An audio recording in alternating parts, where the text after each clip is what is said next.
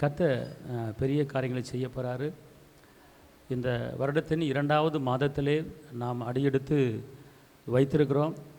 நிறைய காரியங்களை கர்த்தருடைய ஆவியானவர் நமக்கு மறைபொருளை வெளிப்படுத்தியிருக்கிறார்.